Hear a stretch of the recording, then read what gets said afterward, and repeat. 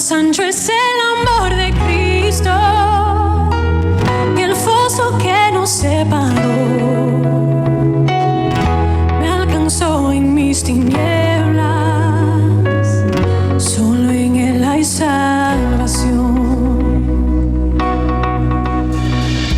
Más profundo que el mar, más allá del cielo está tu amor, me bastará. Más fuerte es el amor de Cristo que mi enemigo más feroz. Me sostiene en la tormenta, las aguas no me cubrirán. Me guiará el amor de Cristo en el más hondo valle aquí. Me pastoreará por siempre y me guarda junto a Él. Más profundo que el mar, más allá del cielo está tu amor, me bastará. Más fuerte que la tempestad, venció el pecado y la maldad. Tu amor me bastará.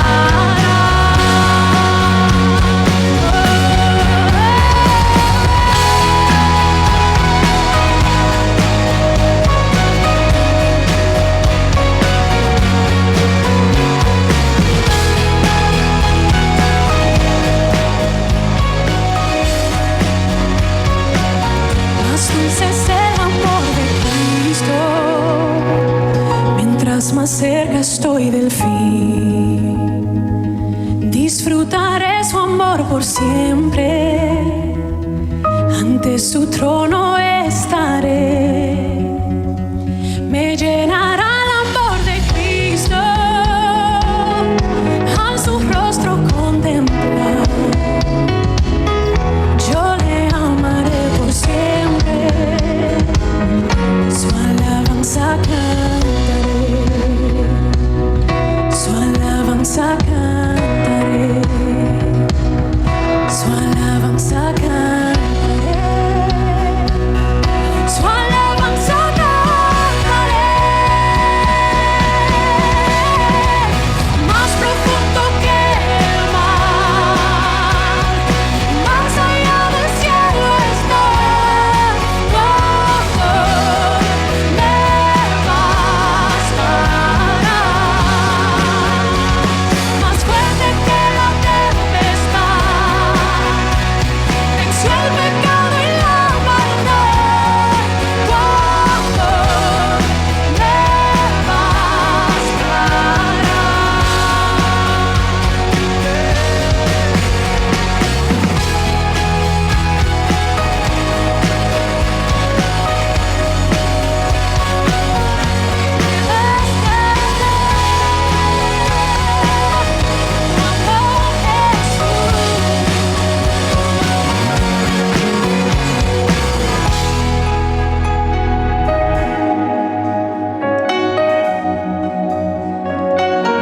Suficientes para mí.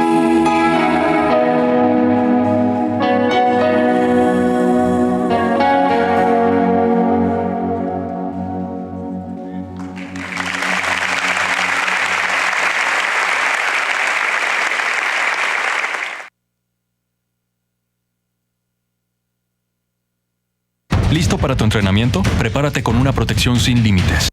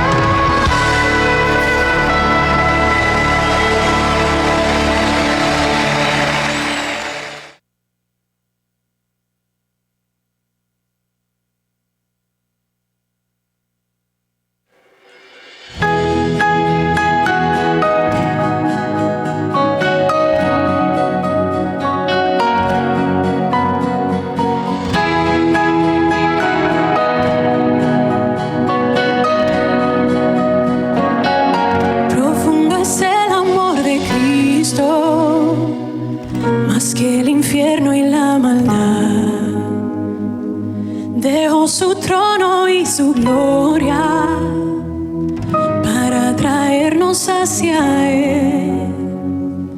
Más ancho es el amor de Cristo que el foso que nos separó. Me alcanzó en mis tinieblas, solo en Él hay salvación. Más profundo que el mar, más allá del cielo está tu amor, me bastará. Más fuerte es el amor de Cristo que mi enemigo más feroz. Me sostiene en la tormenta, las aguas no me cubrirán. Me guiará el amor de Cristo en el más hondo valle aquí.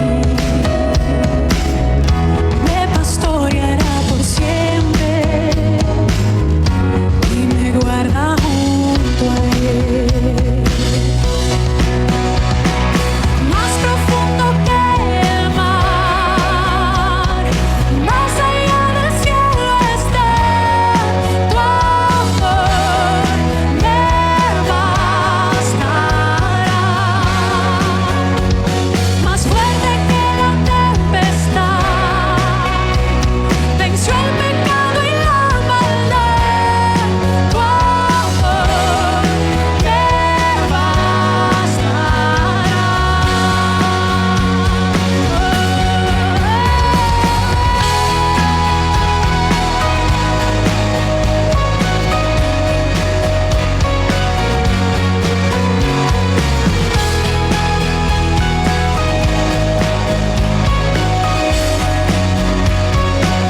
Más dulce es el amor de Cristo, mientras más cerca estoy del fin. Disfrutaré su amor por siempre, ante su trono estaré. Me llenará el amor de Cristo al su rostro contemplar. Yo le amaré por siempre, su alabanza cantaré, su alabanza cantaré, su alabanza cantaré, su alabanza cantaré. Más profundo que el mar, más allá del cielo está tu amor, me bastará. Más fuerte que la tempestad, venció el pecado y la maldad. Tu amor me bastará.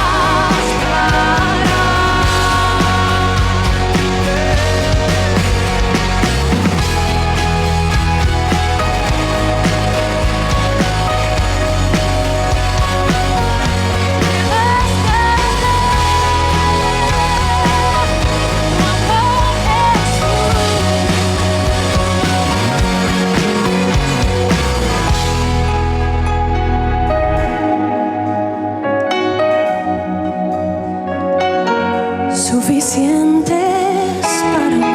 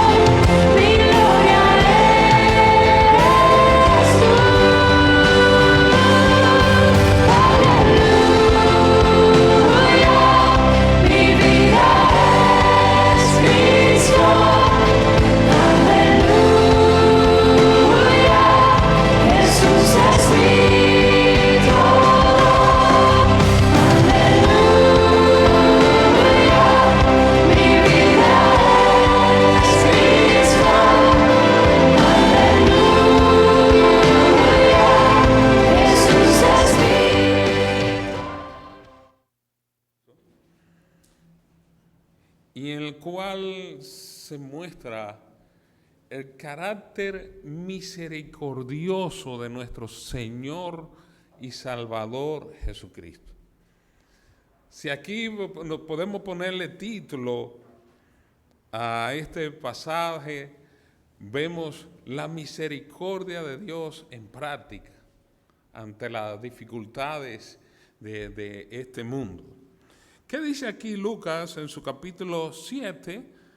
Dice, después que hubo terminado todas sus palabras al pueblo que le oía, el Señor venía hablando ya en el capítulo anterior, un tremendo discurso dirigido a toda la nación de Israel. Y era constante nosotros ver en los evangelios de que el Señor estaba hablando con la gente y estaba involucrado con ellos. En ocasiones estaba en la sinagoga, en ocasiones estaba en casas, en otras ocasiones aprovechaba los barcos o las embarcaciones y desde allí le hablaba a la gente. Pero le hablaba no cualquier cosa, sino que le hablaba de las buenas noticias de salvación que trae su palabra a la gente que lo escucha y lo cree por fe. Entonces el Señor no hablaba de cualquier cosa y la gente escuchaba lo que Él decía hasta ese momento. Y dice aquí el texto que entró en Capernaum, un pequeño pueblo pesquero, un pueblo en el cual también el Señor hizo infinidad de milagros. Fueron de aquellos lugares más bendecidos por el Señor en ese sentido. Capernaum.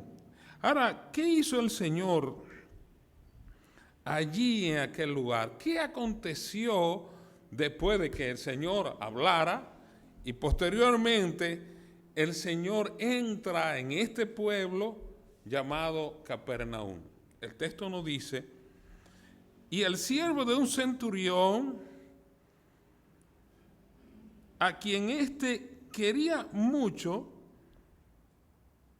y a punto de morir. Y estamos hablando aquí en este texto quizás de una persona no muy tomada en cuenta en la sociedad de aquella época. Estamos hablando de que el siervo de un centurión o el esclavo de un centurión estaba enfermo. La palabra siervo la podemos nosotros traducir a nuestro idioma como un esclavo, alguien que quizás no tenía gran valor ante los demás. Sus dueños podían hacer lo que ellos quisieran con ellos.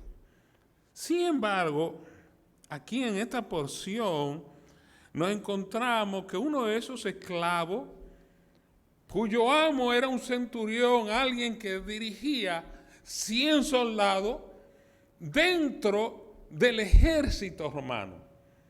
Era alguien que tenía poder.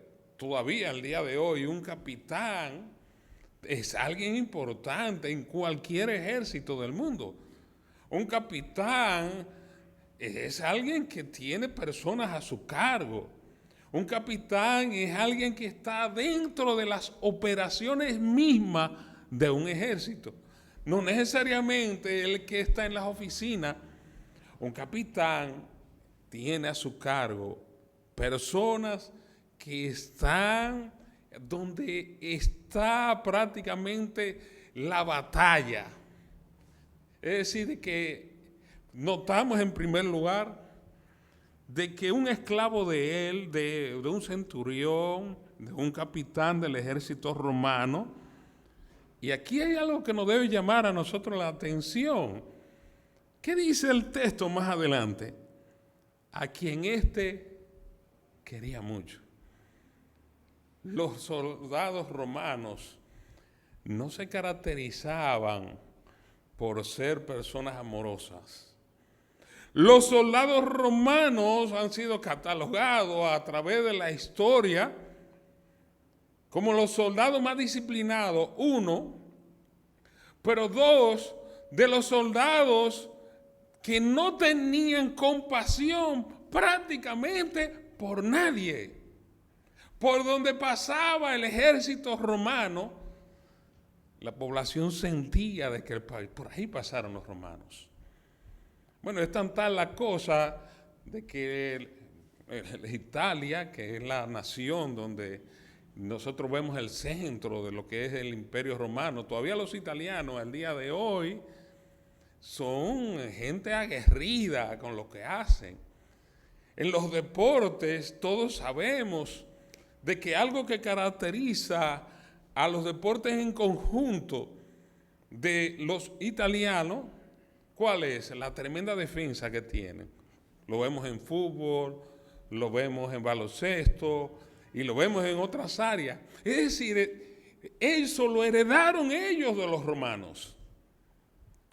Pero aquí en este texto nos encontramos con una escena muy extraña.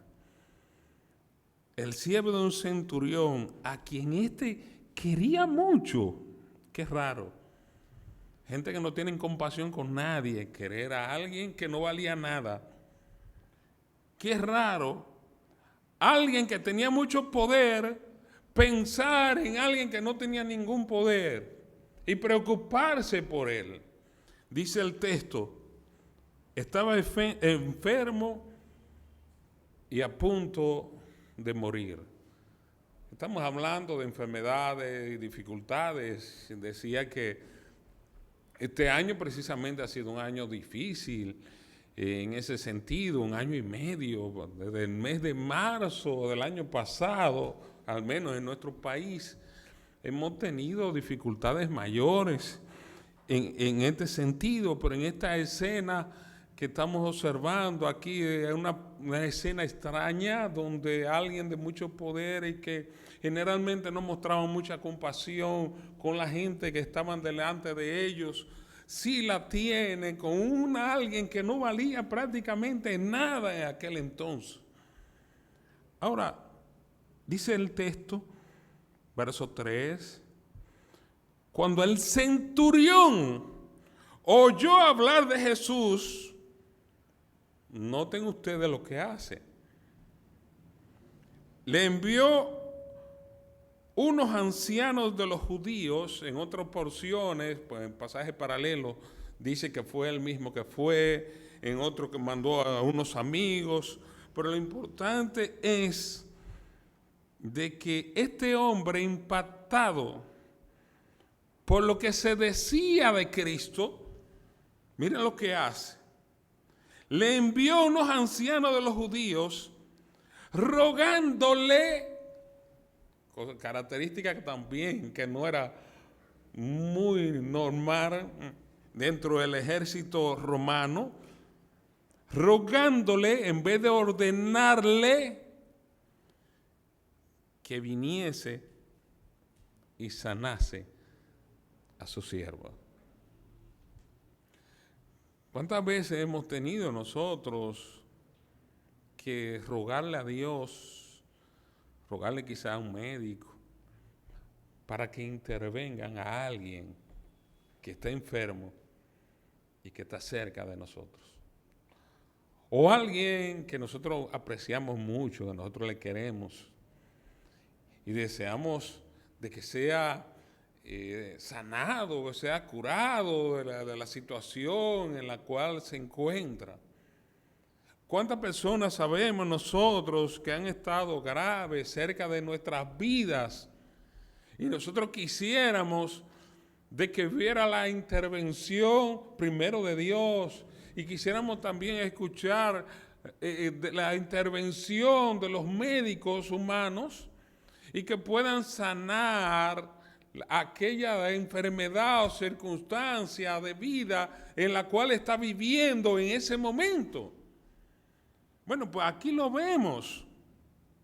Aquí vemos a un centurión, a alguien que podía ordenar de que a alguien que hiciera las cosas, preocupado por su esclavo, y al escuchar de Cristo, al escuchar de sus milagros, al escuchar de sus enseñanzas, al escuchar de las cosas que Cristo hacía, dijo, no, pero aquí está la solución del problema que yo tengo en mi casa. Así como aquel ha podido sanar a otro, lo puede hacer también con mi esclavo. Pero este hombre respetaba a la nación de Israel, y en este caso particular, a personas como Cristo.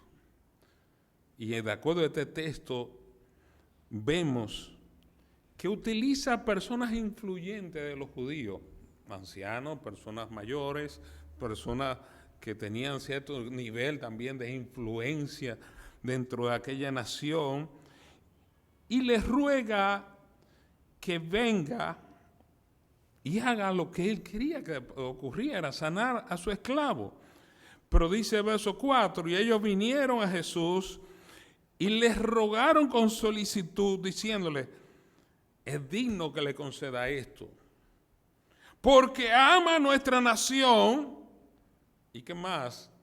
Nos edificó una sinagoga. La sinagoga era un punto de reunión de los judíos, utilizado para de aquel lugar adorar a Dios, leer las escrituras. Muchos dicen también que en algunos sitios las sinagogas eran utilizadas como escuelas donde se enseñaba la Biblia a los muchachos. De manera que la sinagoga era un lugar muy importante y todavía lo es para el pueblo judío. Pero dice más, verso 6, y Jesús fue con ellos, pero cuando ya no estaban lejos de la casa, el centurión envió a él unos amigos, primero fueron ancianos, ahora son amigos, diciéndole, y aquí, hermanos, la parte que quisiéramos que en este primer milagro prestáramos mucha atención. Recuerden la escena, un hombre de mucho poder ama a alguien que no tiene ningún poder. Esa persona está enferma. El que tiene mucho poder, que es el centurión, en vez de ordenarle a Cristo que fuera a su casa, o utilizar a varios soldados para irlos a buscar, e hiciera el milagro en aquel lugar, toma personas influyentes de la nación de Israel para que fueran a rogarle a Cristo que él sanase a quien nada valía ante la sociedad, pero para él sí. Dice el texto, Señor, no te moleste, pues no soy digno que entres bajo mi techo. Yo soy un soldado romano, ustedes nos odian a nosotros. Nosotros hemos venido aquí, hemos barrido prácticamente con toda la nación. Nosotros no somos bien vistos, a nosotros hay que pagarnos los impuestos de este lugar. Nosotros somos extranjeros en este sitio y entorpecemos a la nación. Es decir, ustedes no nos ven bien. Yo no soy digno de que tú entres entonces a mi techo. Pues lo que ni aún me tuve por digno de venir a ti. Para aquí viene el punto. Pero di la palabra y mi siervo será sano. ¿Cuántas veces vemos en la Biblia al Señor hablar y hacerse lo que Él ha dicho? En una ocasión estaba el Señor junto con un grupo de sus discípulos en una embarcación y de repente se desató una tremenda tormenta, de tal manera que aquella embarcación se hundía con todo lo que allí estaban. Y el Señor reprendió al viento y le dijo al mar, calla, enmudece, y nos dice la Biblia, y se hizo grande bonanza. El mismo que está aquí, a quien está apelando el centurión, fue el mismo que dijo, hágase la luz, y la luz se hizo. El mismo que aquí está es el mismo que creó los cielos y la tierra con el poder de su palabra. El mismo que está aquí fue el que nos hizo a cada uno de nosotros. Por esa razón notamos en este texto de que él, sabiendo de aquel que le estaban hablando, descansaba el poder de Dios, dijo las siguientes palabras: di la palabra, ordena, y mi siervo será sano. A veces nos falta fe a nosotros. Y el Señor nos prueba. Y nos prueba muchas veces con lo que menos pensamos. A veces me da miedo con algunos hermanos que dicen, no, yo soy un hermano fuerte. Yo he visto esos mismos hermanos después que el Señor le tira un nudillito. Algo que para usted y para mí es fácil, porque ya hemos pasado por ahí. Y el Señor le ha tirado un lanzamiento de ese de béisbol, de esos sencillos, y se van de cabeza. Miren, el único que es autosuficiente en este mundo y en todo el universo es el Dios que nosotros creemos. Usted y yo no nos atrevamos nunca a decir eso. Nunca lo hagamos. Porque el Señor nos va a probar seguro. Usted está desafiando a Dios cuando dice eso. Y desafiar a Dios es usted saber que usted tiene el pleito perdido. De manera que no vale la pena decir palabras como esa. En este texto, este hombre sabía quién era el Señor, o sabía de que él no servía para nada, de que él era pecador, de que él como soldado también era despreciable, de que él no valía prácticamente nada ante aquel que estaba delante de él. Pero dice el texto, di la palabra y mi siervo será sano. Pero dice más adelante cuál es la razón, porque el texto no se queda ahí. Dice, porque también yo soy hombre puesto bajo autoridad, yo soy un capitán del ejército romano, yo tengo poder y tengo soldados bajo mis órdenes. Y le digo a este, ve y va. Y al otro, ven y viene. Y a mi siervo, a mi esclavo, hace esto. Y él lo hace. El que no obedecía a una orden de un soldado romano, ¿usted sabe lo que le pasaba? Era muerto. El que no obedecía a la orden de una persona de autoridad, como era un soldado romano, sabía de que sus días y sus segundos ya estaban contados, mucho menos un capitán del ejército. Pero este hombre, al ver al Señor y saber y conociendo quién era, dijo, pero él tiene autoridad sobre la enfermedad. Él nomás tiene que decir la palabra.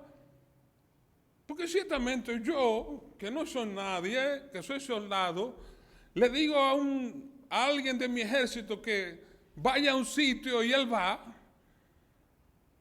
Y a otro, que son mis esclavos, yo les ordeno algo y ellos tienen que hacer eso exactamente. Pues él solamente tiene que decir lo que tenga que decir. Y en el caso de mi esclavo, este será salvo. Tremenda fe de este hombre. A tal punto que el mismo Señor dice más adelante, al oír esto, Jesús se maravilló de él y volviéndose dijo a la gente que le seguía, os digo que ni aún en Israel he hallado que tanta fe. ¿Pero qué es la fe? Bueno, cuando usted va al libro de los Hebreos, en su capítulo 11, nos dice a nosotros que la fe es la certeza de lo que se espera, la convicción de aquello que no se ve. La fe nos sirve a nosotros para fortalecer cualquier área de nuestras vidas y en cualquier circunstancia. La fe nos ayuda en los momentos de dolor que sea ejercitada. La fe nos ayuda a tomar las decisiones correctas en el lugar correcto.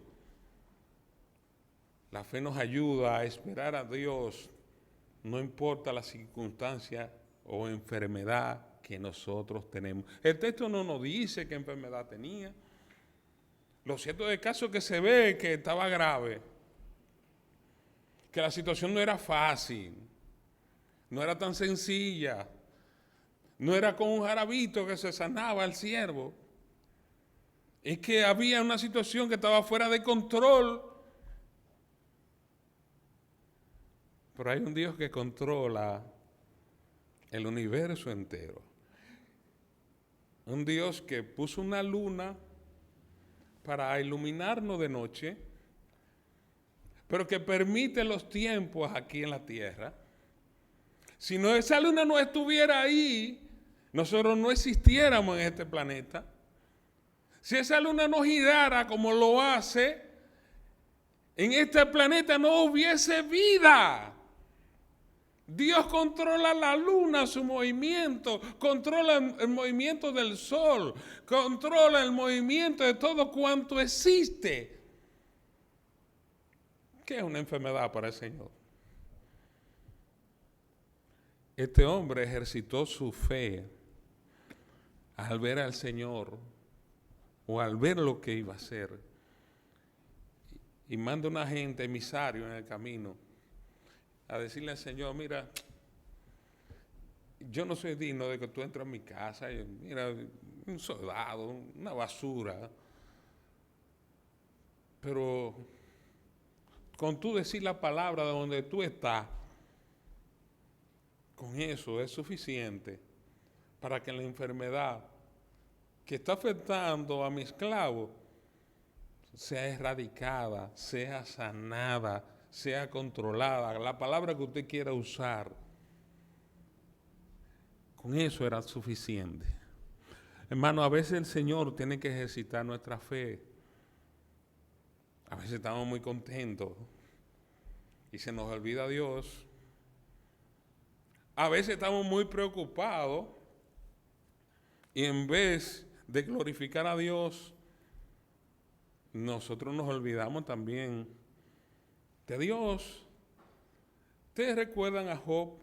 ¿Cuál fue cuando estaban hablando Satanás y estaba hablando el Señor con él? Lo que Satanás le dijo al Señor, mira, tú ve a Job ahí, él no te sirve a ti de balde. Quítale pues todo lo que tiene y verás si no blasfema contra ti en tu misma presencia. Es que Satanás sabe cómo nosotros somos. Sabe cómo actuamos. Cuando tenemos mucho y cuando tenemos poco. Por esa razón el Señor siempre mantiene un balance. Nos manda a nosotros a confiar en Él. Y no estar confiando en que si tenemos o no tenemos.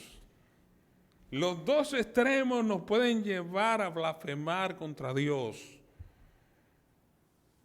Lo que sí es seguro es nosotros vivir siempre con la esperanza puesta en nuestro Señor.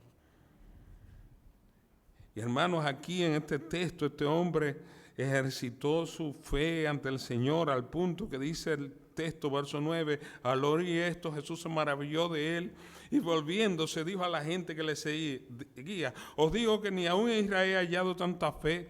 Y al regresar a casa, los que habían sido enviados hallaron como sano al siervo que había estado enfermo. Primer caso. Segundo caso. Vemos versículo 11 que dice: aconteció después que él iba a la ciudad que se llama Naín, otro pequeño poblado ubicado alrededor de unos 40 kilómetros de Capernaum, e iban con él muchos de sus discípulos y una gran multitud. Eso era común, donde estaba el Señor había mucha gente, casi siempre. Cuando llegó cerca de la puerta de la ciudad, he aquí que llevaban a enterrar ¿a quién?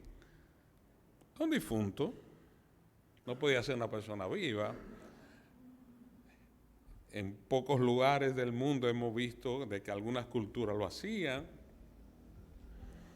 En algunos lugares, algunos amos terrenales lo tiraban a ellos junto con sus esclavos y todo el que estaba por ahí. Los egipcios.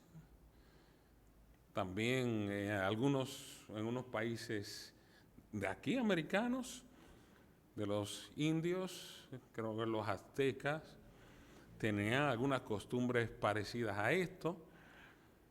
Pero lo cierto del caso que el Señor llega a la puerta de la ciudad después de haber hecho este recorrido.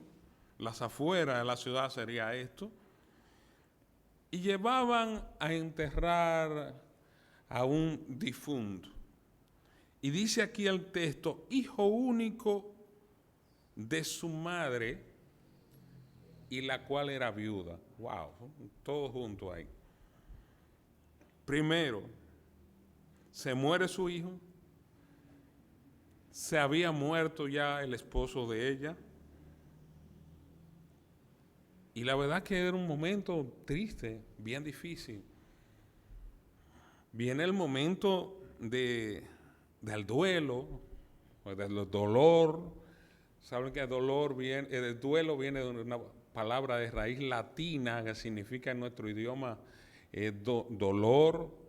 Está también el luto, que viene y se traduce del latín también a nuestro idioma como el lloro, el momento del lloro. Y bueno, y todo esto estaba pasando ahí junto. Imagínense la escena, especialmente para la madre de este muchacho. Prácticamente estaba sola. Ni su esposo, ni su hijo único estaban con ella. Wow. Tremenda escena. Dificultades mayores. Prueba bien difícil esta. Cuando ya estamos totalmente desamparados y no nos queda nadie. La soledad. El hombre no fue diseñado para vivir solo. Nosotros vemos que el mismo Señor, cuando vio a Adán solo en el huerto del Edén, que dice: no es bueno que el hombre esté solo, le haré que ayuda idónea para él, y que el hombre no puede estar solo. Y cuando hablamos del hombre, estamos hablando hombre y mujer. He escuchado muchas mujeres decir: a mí no me hace falta tener a nadie a mi lado. Sí, yo sola, yo resuelvo. Habría que mandarla para la Isla Beata a ver si es bueno vivir solo allá. No, porque si usted está solo y no necesita a nadie, pues viva solo. La otra isla que tenemos, Alto Velo,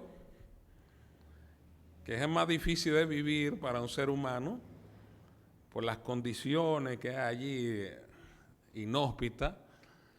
Bueno, pues, el que quiera irse para allá y quiere vivir solo, son lugares donde usted lo puede hacer. Y ahí usted va a saber lo que es depender de usted solo y ver cómo va a sobrevivir. Decimos esto como un preámbulo a esta realidad que estamos viendo aquí. Esta señora no tiene a su esposo, ni tiene a su hijo, no tiene a nadie. De seguro está dolida, está llorando al ver a su hijo partir.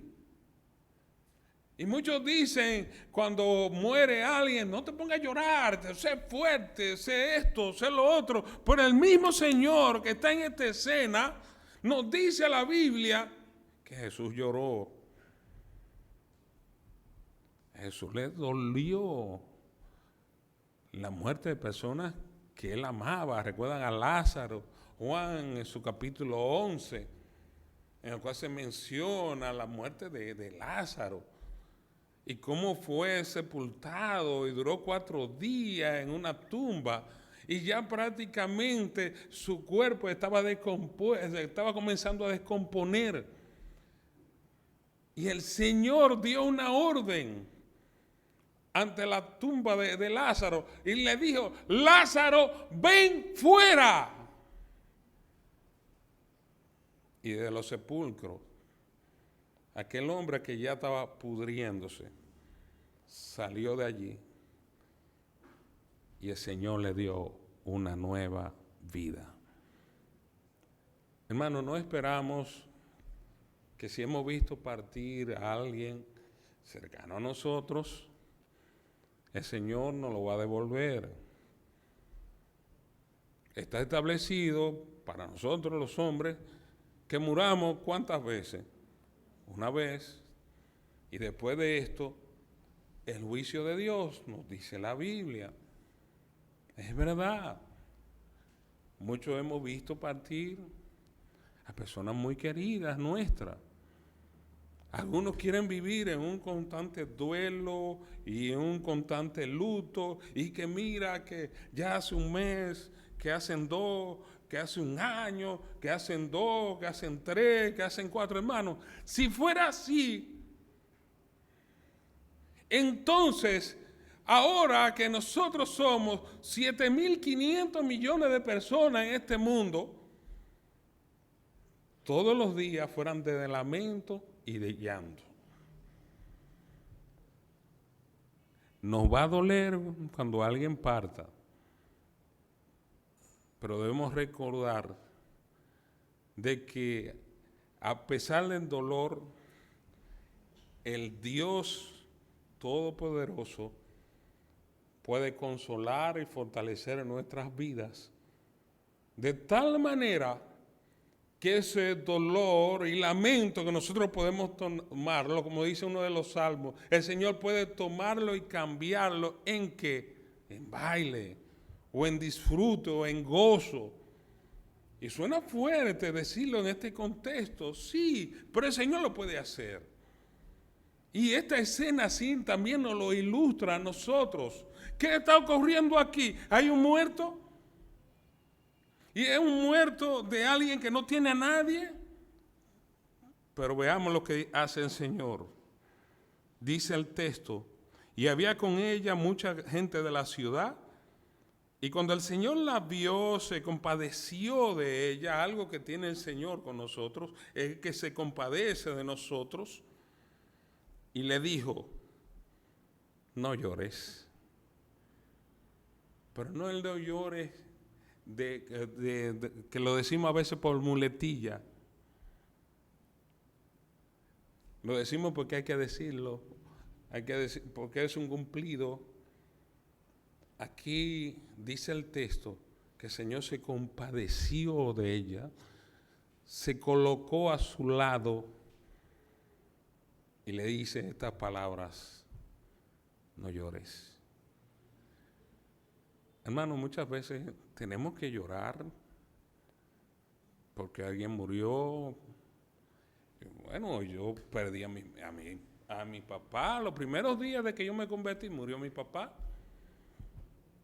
Luego murió mi madre hace unos cuantos años atrás. He visto partir a muchos hermanos. He visto partir a muchos amigos. He visto partir a mucha gente, y usted también, todos, en un momento determinado, y hemos llorado.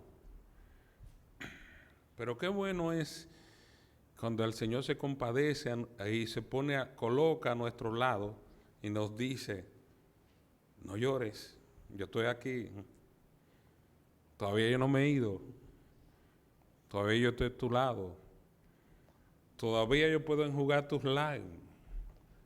Todavía no ha terminado todo. Todavía no estamos en el cielo. Todavía yo puedo consolar. Y dice aquí el texto, y acercándose tocó el féretro. Y los que lo llevaban se detuvieron y dijo, igual que a Lázaro, joven, a ti te digo, levántate. Aquel que dio la orden de que el otro enfermo se sanara, aquel que nos creó a todos nosotros con el poder de su palabra, es el mismo que le dice a este joven que acaba de fallecer, que ha dejado a su madre prácticamente desamparada, joven, a ti te digo, levántate. Entonces se incorporó el que había muerto y comenzó a hablar. Y dice el texto, y lo dio a su madre. Lo devolvió a su mamá. Se lo entregó otra vez. Así como esta madre pudo haberlo tenido en su infancia, cargando, de la misma manera vemos que el Señor tiernamente, compadecido del dolor de aquella viuda, le entrega de nuevo a su hijo para que ella pudiera disfrutar de su presencia. Y dice el texto, y todos tuvieron miedo. Alguien está muerto y se levanta otra vez. Todo el mundo, de seguro, muchos abrieron gas, espantaron la mula, se fueron de aquel sitio, brincando paredes y haciendo muchas cosas. No lo dice el texto, pero sabemos cómo reaccionan normalmente muchas personas que cuando ven desplegado cosas extrañas, y en este caso el poder de Dios, reaccionan de esa forma. Y tuvieron miedo y glorificaban a Dios diciendo, un gran profeta se ha levantado entre nosotros y sobre todo Dios ha visitado a su pueblo. Hermanos, cada vez que tengamos enfermedades, cada vez que uno de nosotros parta, si el Señor no viene ahora y tenemos que ver esto, recuerden, Dios ha visitado a su pueblo. Dios está con nosotros y el Dios Todopoderoso tomará nuestro llanto, nuestro lamento para la gloria y honra suya. Así que, hermanos, pensemos en estos dos grandes milagros de Cristo. En uno, alguien que no valía nada fue sanado por él. Y en otro, un joven que había muerto y que había dejado a su madre desamparada, el Señor lo vuelve otra vez a la vida. Que el Señor nos bendiga en esta mañana. Y estas palabras nos sirvan a nosotros de aliento, de esperanza, de acercarnos más al Señor. Quizás estábamos orando poco y el Señor dice, no van a orar, pues está bien, vamos entonces a utilizar los métodos míos para que ellos comiencen a confiar no en ellos, sino en mí. Quizás nosotros ahora que estamos en este tiempo de construcción, estamos pensando en lo que nosotros podemos hacer y no lo que el Dios, dueño de la iglesia, puede hacer. Y nos envía enfermedades, y nos envía pruebas, y permite dificultades en nuestras vidas para que confiemos plenamente en su persona. Que el Señor nos bendiga.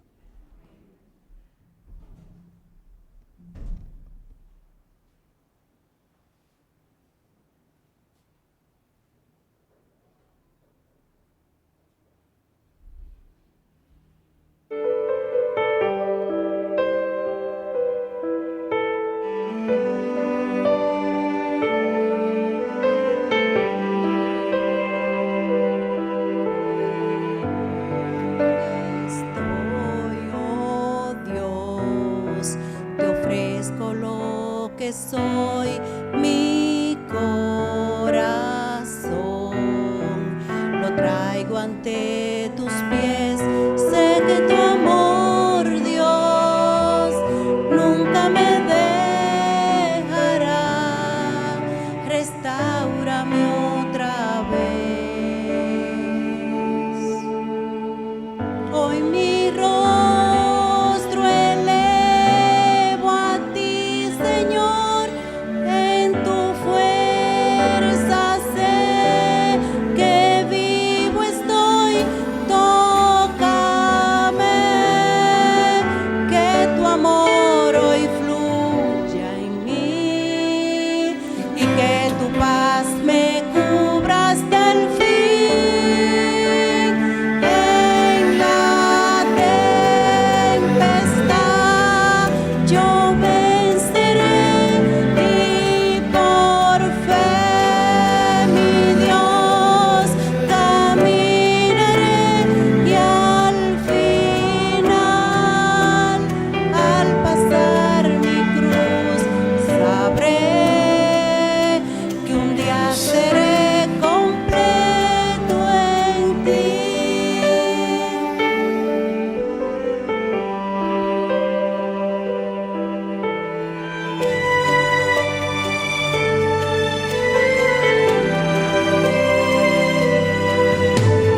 Aquí estoy, oh Dios, te ofrezco lo que soy, mi corazón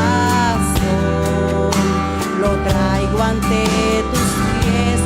Sé que tu amor, Dios, nunca me dejará. Restáurame otra vez.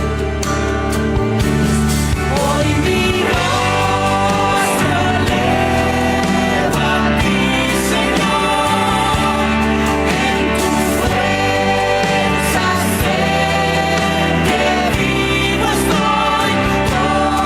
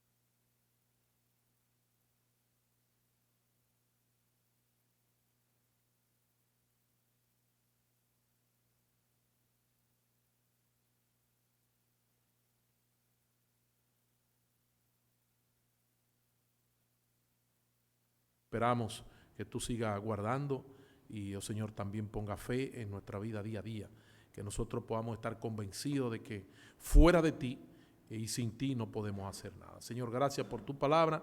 Permite, oh Señor, que también tú sigas dirigiendo nuestro día y que, oh Señor, también seas tú glorificado en medio nuestro. En el nombre de Jesús. Amén. Quiero decirle a los caballeros,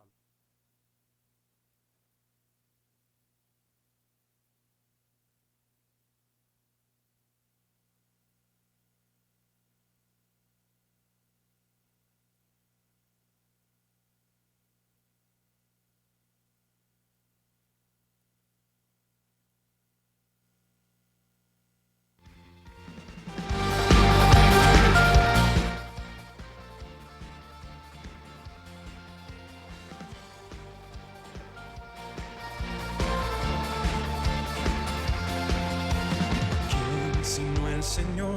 Las estrellas creó y su luz limitó. ¿Quién sino el Señor? Sol y luna formó, movimiento les dio. ¿Quién sino el Señor? Hace la lluvia venir, truenos rugir, tus obras grandes